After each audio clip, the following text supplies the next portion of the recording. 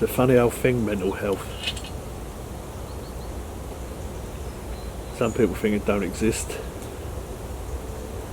A lot of people don't understand it. Some people believe that others use it as an excuse. I personally think you've got to look deeper into the term mental health. In that it's the health of your mentality. Just so happens it's become a bit of a title. I mean, when I was a kid, mental health didn't exist, but of course it did. It's a muscle we've got between our ear rolls. It's a muscle you can't turn off. It's not like a broken arm where you can put it in a sling and let it rest and get better. It seems the more you struggle with mental health, the more it's turned on, the more it's active, the more it's going 10 to the dozen. I think there's an element of control. It's like depression. Depression's one of those things that you don't realise you're depressed until you're depressed. And it creeps up on you in 4, 5, 6 months time. And then you get people around you that say, come on, snap out of that. And then they get frustrated because it takes just as long to snap out of depression as it does for it to form in the first place. I've always been aware of my mind. I've always been aware of the weaknesses, the strengths. And I think for me the trick's always been about telltale signs. Telltale signs letting you know whether or not you're going to go down, or whether or not you're going to struggle, or what kind of mood you're going to be in. And I think if you can get to that point where you can tell those signs and you can see those signs and you can do something about it, and that is, turn a cheek, try and change that way of thinking, you can get ahead of the game. I've always been a very positive person. I've always tried to see the bigger picture, the brighter side. I've always tried to stand back and look at what's going on all around. And I think that comes from knowing myself. And it's an interesting point about knowing yourself. As the old Whitney Houston used to say, learning to love yourself. I used to laugh at that as a kid. I used to think, oh, how arrogant. But actually you do need to learn to love yourself. You need to appreciate you have got some shitty bits in you. You have got some great bits in you. You've got some sad bits in you. You've got some habitual pieces that don't make sense. But every single piece individually makes up you as a whole. And you've got to accept those pieces. You may be great at something, you may be really poor at something. You may be sentimental, you may be as hard as nails, you may be an emotional wreck, you may be too sensitive or too harsh. You may treat people differently, you may look at situations completely differently from anybody else. Some good, some bad. There's not 100% good in everyone, and there's clearly not 100% bad either. But I think if you can wrap all of those bits up and accept they're the pieces that make you who you are, and learn to love you, and learn to love yourself, and to cut yourself some slack for some of the shittier sides. And priority being acceptance of who you are. And I think you're halfway there. I used to work in London a lot. I was always in London, grafting away. And I remember coming back over London Bridge one day, and I'd finished a meeting early, and everyone was going one way and I was going another. And all of a sudden it dawned on me that we're just a series of little ants in a busy world. And for me, it was that was a real turning point for me. A negative turning point at first. I felt life was so busy, so fast, and so irrelevant. But you stop and you take a breather, and you need to take a breather. You need to pull out the bigger picture. You need to focus on you. You can't be strong for others unless you're strong yourself. I see myself as a very strong person, and somebody that everybody goes to with their problems, which is fine. And the more they go to you, the more they rely on you. The more they rely on you, the more you've got to be there for them. And the next thing, you're stuck on a shelf. Whenever there's a problem, someone knocks on your door, somebody picks up the phone, somebody relays all of their problems, somebody spits out all of their issues, and you find yourself helping however you can. And the more you do it, the more people rely on you. And the more they rely on you, the less time you have for yourself. And you end up worrying about everybody else and everybody else's situation. And you want to fix those situations for them. You want to take away their pain. You want to guide them. You want to steer them in the right direction so they can deal with their own shit. And the more you do that, the less time you have for dealing with your own shit. That's not necessarily a negative. It's just part of who you are. Some people need to share their every single waking emotion with you, while others are like a closed book. Learning to know who you are is key to your own mental health, or the success of your own mental health. Knowing the weak areas, being able to focus on them to make them strong. Everyone has shit in their life at one stage or another. It's how you cope with that that keeps you afloat. I know a lot of people look at the negative side of things, or whilst they're in the negative side of things, they think, oh, I wish I was in the positive side, I wish this, I wish that. They think back to happy memory anchors, and they think, oh, if I was only in that happy time again.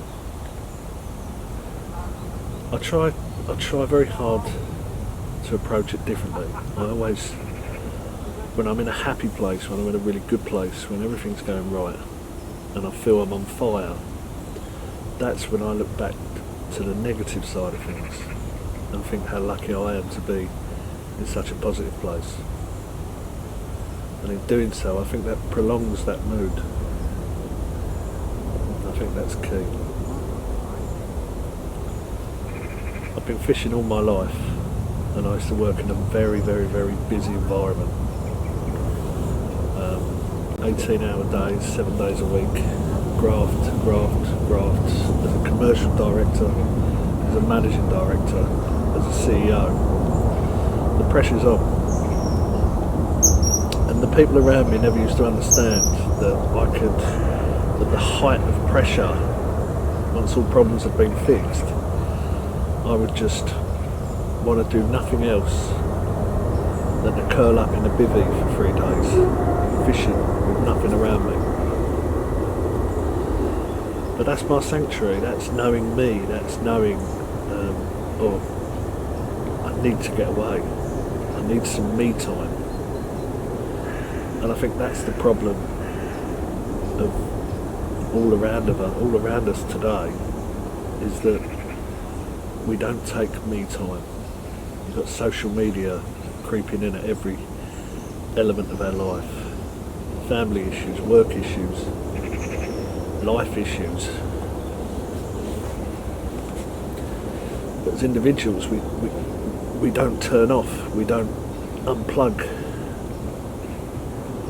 And it's important you do. It's important that you pull out of your usual environment just to get off the train. Let the train go 100 mile an hour.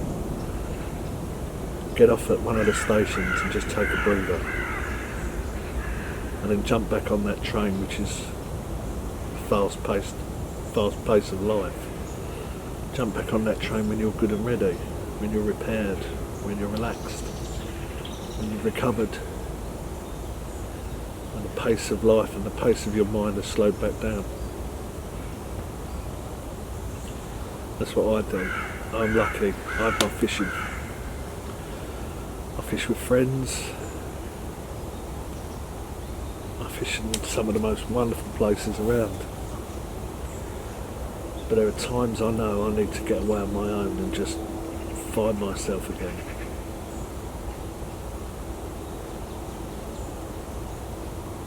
Find that relaxed place. Put everything into slow motion. Tune in with nothingness in order to recharge.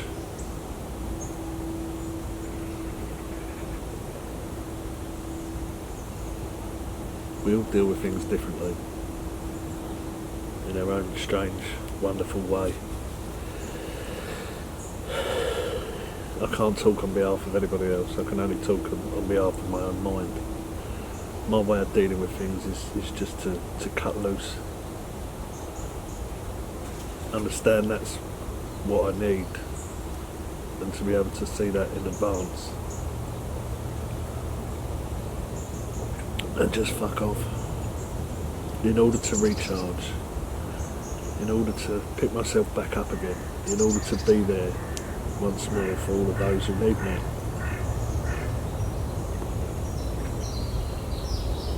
And that's important.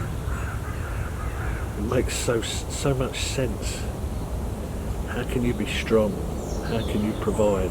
How can you give if you've got nothing left yourself? Is it selfish? Is it selfish to want to recharge in order to give back again and again and again? I don't think so. But unless you know yourself, truly know yourself, you can't make those decisions. Unless you really, really get to know yourself. And it sounds so strange, doesn't it? But unless you really truly get to know yourself, how do you know when the telltale signs appear? How do you pick up on the warning signs and know that very soon you need to get up and get away?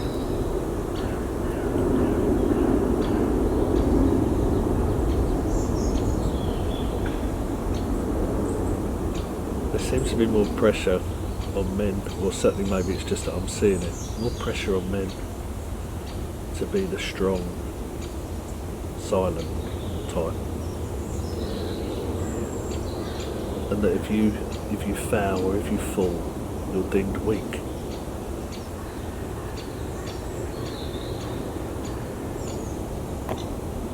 Life is very, very, very complex and brittle. So easy for people to say, chin up, make the most of it. Tomorrow's another day. But for those who get stuck in those wormholes, spiralling down into depression, people around you need to understand. And how can they understand if you don't understand? Everyone loses that way. It's important you rest your mind from time to time, switch it off. You've got to be selfish to find time to relax, let everything settle in your brain, without pressure, and then to build yourself back up and be there for those around you.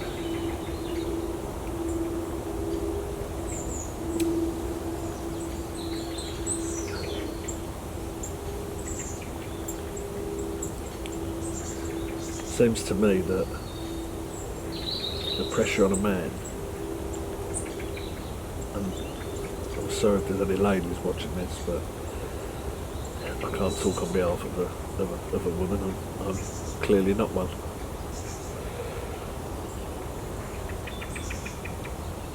But it seems that the pressure and depression you see in men, I can only conclude that they've come to this place without warning or telltale sign. They've come to this place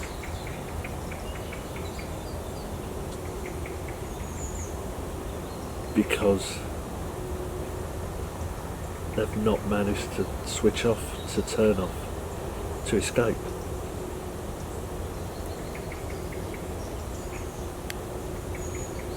Which is so sad. I'm very strong for all of those around me, but I also know I would be an absolute nightmare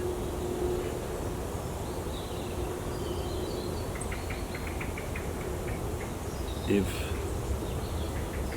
I didn't occasionally find time for me to recharge. Then it would become a vicious circle.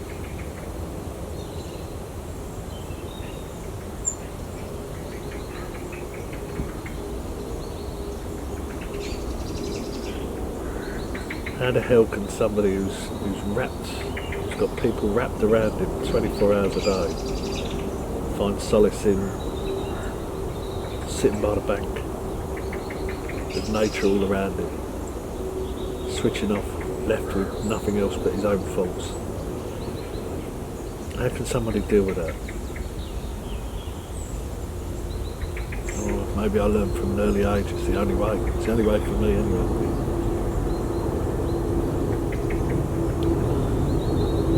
Learning to love yourself sounds egotistical, but it's not. I actually see that now as learning to accept who you are, the good, the bad, the evil.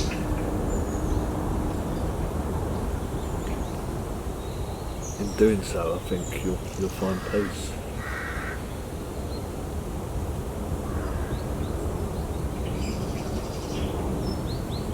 That's how I've found peace, knowing that there's good in me, there's bad in me, there's indifferent in me, but accepting it all, accepting that some things I can't do, some things I can do, and putting that expectation on me, by me, as opposed to listening to what other people's expectations of me should be. I think I've become more independent of mind by getting to know who I am.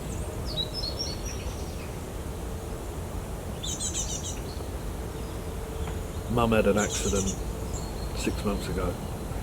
She had a fall, followed by 2 lots of brain surgery. She then dropped into a coma. This was just 6 months ago. It's been hell. Very close family. She brought up 2 very boisterous boys on her own. She was a rock. She made us rocks. She made us strong. But for the last 6 months, I've tried to hold everyone together. The whole family. I've been there through thick, through thin, supporting and not taking any time for myself, knowing that I was holding in all of this pain, all of this anguish, all of this emotion.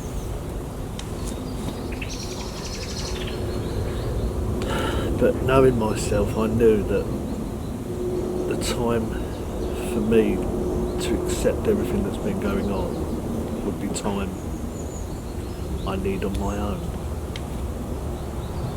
Not that I'm embarrassed to cry in front of family and friends. It's just not me, it's not how I'm built. I know I need to go off and pigeonhole everything, go through my own emotional curve. Well, 2 weeks ago, the hospital explained that there's no future for Mum, and wanted to talk about the decisions of the future. And it was conclusive that it wasn't right to carry on, and we tried everything. So last Tuesday, I took the family up to visit Mum one more time and to say goodbye. And I held their hand, and I took them through, and I was their rock and I was their pillar.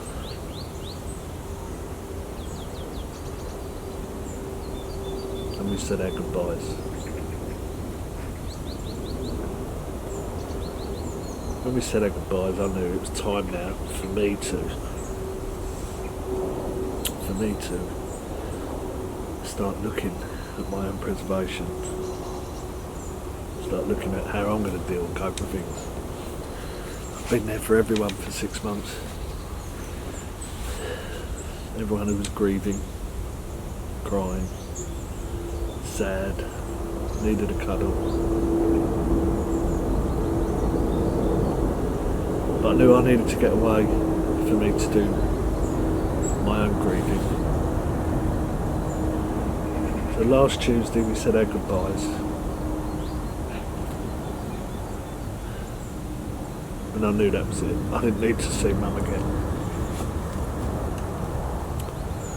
I knew I needed to go off and sort myself out before funeral arrangements were to be made.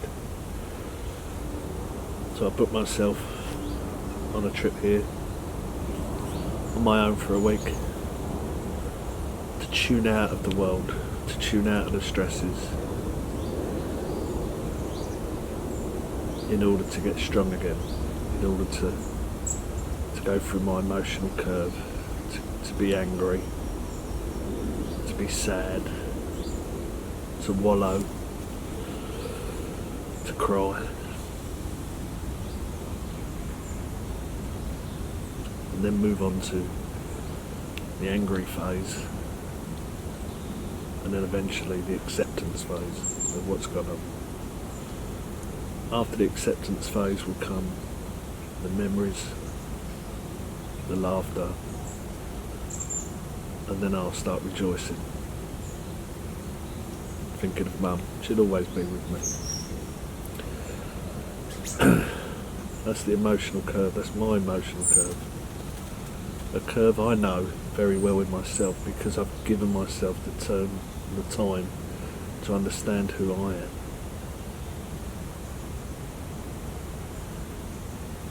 So everyone knew it was coming, and yesterday it came.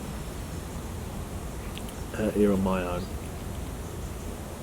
where I need to be so I can build myself back up to be strong for those around me. Mum passed at 7 a.m. yesterday morning.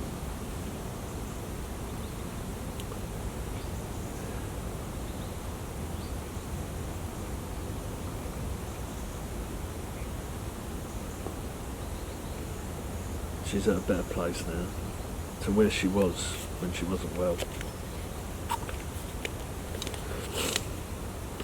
And my curve is starting.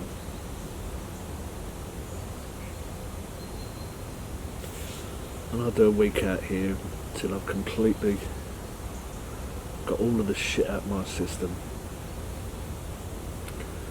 And the air gets pumped back into my tyre and I start getting back on top. And it'll come. And when I leave here, I will leave here with the fondest, most beautiful memories of my mum. And everything will be pigeonholed into my mind. as to what to do, as to where everything is. And I'll go back and I'll pick everyone back up again and be the rock that they all deserve. It's not about being a Fanny Ann faggot and wanting to dance around crying in front of all my family, and it's clearly not the opposite of that either. It's not about I must be the hardest man in the world. It's just I know how I am. I know how I deal with things. I know what I must do. And the problem you have today is so many people don't know. I'm lucky to have that clarity. I'm not sad. I'm happy to have that clarity. And that clarity comes from knowing who I am. Learning to know who I am over years and years and years. Having that space. That me time, which is so, so precious.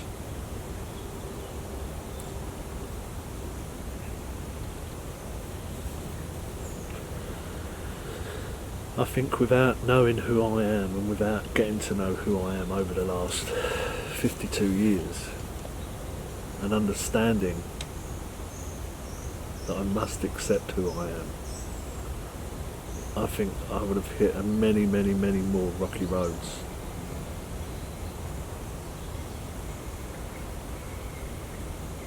But how the hell can you know who you are unless you give yourself time to learn who you are? You can't learn who you are sitting in front of the telly. You can't learn who you are at a family function or at a wedding or at the dinner table. You've got to take time out. You've got, whatever it may be, whether it's fishing, whether it's camping, whether it's sports, whatever it is, bizarrely you've got to find some time on your own to let your thoughts and your brain wander in and out. You've got to recharge that brain. You've got to let it rest first. As I stated earlier, it's not a broken arm. You can't put it in a sling, but you've got to do everything you can to respect that muscle between your ear rolls needs to be turned off. It can't get better unless it's being turned off. Reboot. No different from a computer. Reboot. Update with patches. Reboot the machine. Reboot your mind.